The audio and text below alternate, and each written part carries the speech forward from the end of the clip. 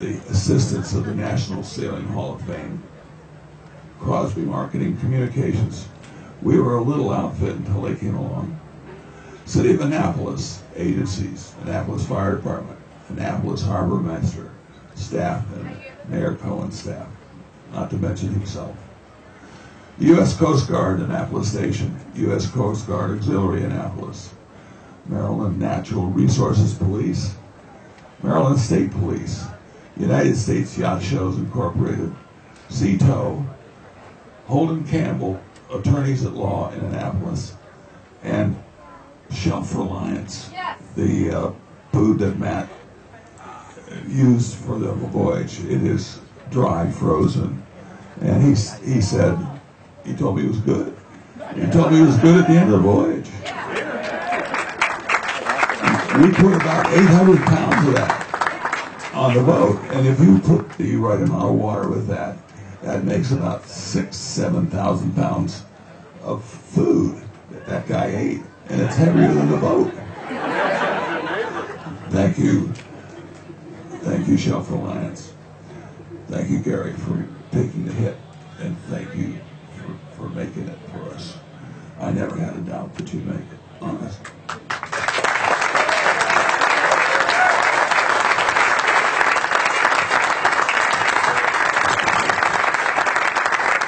And lastly, we'd like to present you with this plaque, Matt, which Gary will hand to you. And there you go. In dedication to your trip, and again, a form of congratulations. Thank you. There you go.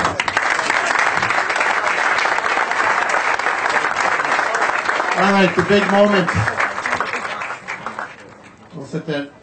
Are you ready to officially welcome our hero, Matt Rutherford? Come on up, Matt.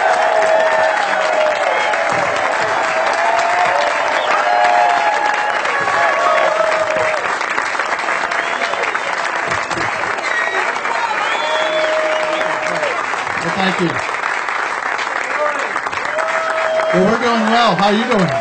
Oh, I'm good. Long time no see. You know, it's really strange being here. It's like a dream. Any minute I'm gonna wake up and be in the middle of the ocean. You know, which happened over and over and over and over again.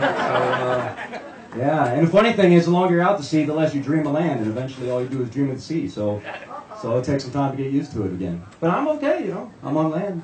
Well, I hope you realize the governor worked very hard to have absolutely perfect weather, nice southerly breeze for you to come in. Good job. So, how does it feel to be on land? Are you rocking a little bit? No, you know, it's fun. I'm a very lucky guy when it comes to seasickness and motion sickness, and I can deal with it all. So I have no problems with nothing. Although, I don't know, maybe later. Maybe after a few beers I'll be rocking. Well, I'm sure you'll do that. Hey, what was the fastest what was the fastest speed you attained on your 27-foot Vega? Well, I believe it was 164 miles over 24 hours, which is I think around 8 knots or so, roughly, over a 24-hour period. But I had the Guiana stream off French Guiana pushing me along. You can't do that on a Vega without destroying it. So yes. Did you see any pirates along the way? Every time I looked in the mirror. This is going to be good. All right. You would think after 309 days you wouldn't have anything to say.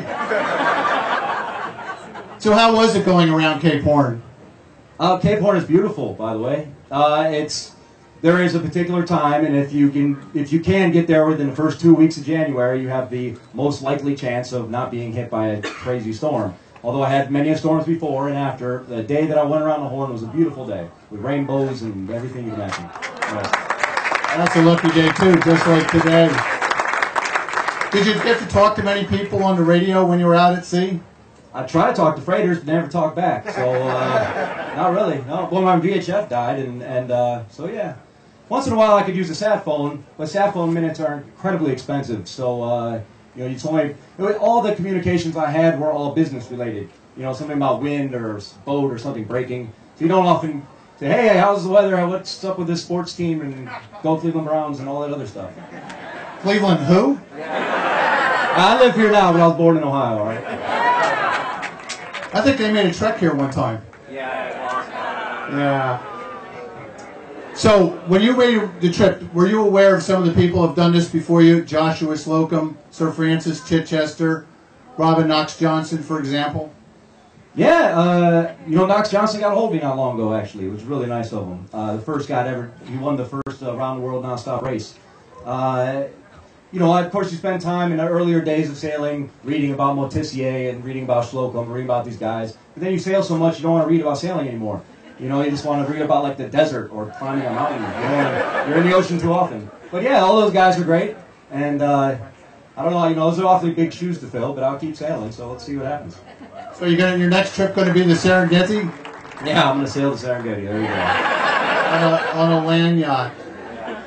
Man, I've heard from single-handed sailors that get out there in the ocean and actually have an imaginary boat that they're racing against. Did you have another boat you were racing against? Oh, no, I would have lost. I was going really slow. Yeah. And at the doldrums, what was your slowest day run? Backward 60 miles. That would be a bummer. And the food, we talked about the food. Let's tell us a little bit about that. 800 pounds, 309 days. How was the food? Well, Shelf Reliance is freeze-dried food, and you get raw. There's Mr. Shelf Reliance. You get raw ingredients here and there. So you get corn, you get beef, and you just put it all together. And I mostly ate soups and stews every day because it's easy to do. But it's good. It's high-quality food. But it's not fresh food, but you can live off of it with a smile on your face. We see you have a smile on your face. Look at him. All right, so you've completed this circumnavigation of the Americas, very strong feet, cheering for you all the way. My big question, what's next? I need to get a haircut. You guys see this? And a beer. Oh, well, I'd like to go back up to the Arctic and do another trip through, there's kind of one chapter that is yet to be written in the Northwest Passage. And so I'd like to complete that passage. But it's all about fundraising, of course, and it's to get the money, to get the boat, to get the supplies, to get this, and get that. It's, but yeah, that's the idea, to head back up there. Shoot a documentary, too. So, there you go.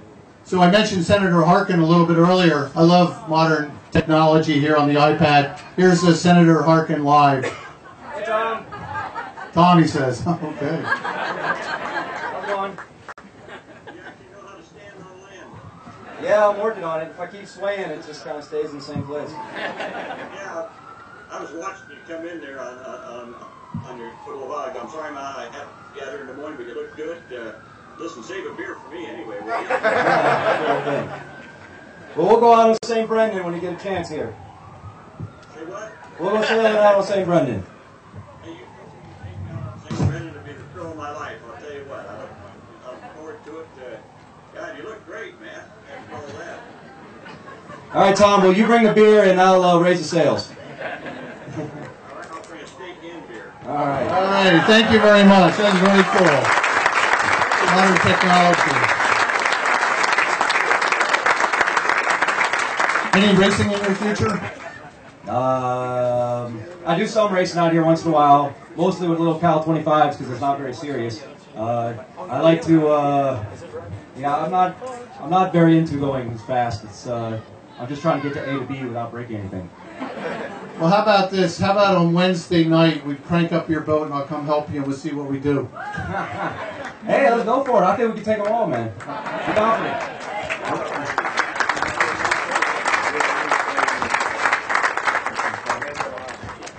Okay, let's see, blah, blah, blah. All right, well, first off, of course, there is a lot of risk in something like this. People might think, oh, what he's doing is crazy. But no matter what you're doing in life, reward lives in the house of risk. If you're not willing to risk, you're not going to accomplish. Everything takes hard work and sacrifice.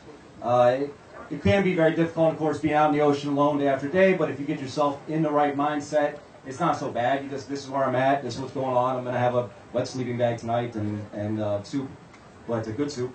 But and that's it. So you don't. I guess you shut off parts of your brain like a horse with blinders. But nevertheless, you have to work hard to accomplish anything in life.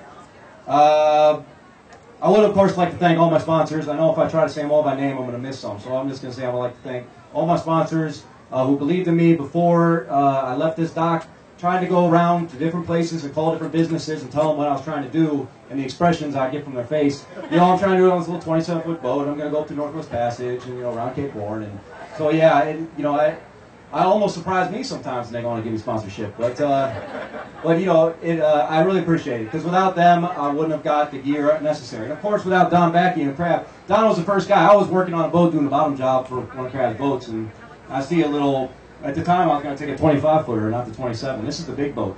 And I say, hey, Don, why don't you let me take this boat up to the Arctic and we'll raise some money? And you know, I thought he'd kind of laugh at it, you know, and he said, yeah, okay, sounds great. So yes, he really, actually, truly believed in me since the very first day.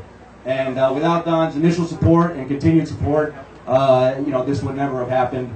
And that's, you know, I am more than happy to help raise money for Crab. I think it's a great organization involved with the sailing and a good nonprofit. And it's, you know, my passions are nonprofit work and sailing, so it just kind of goes together for me nice and easily.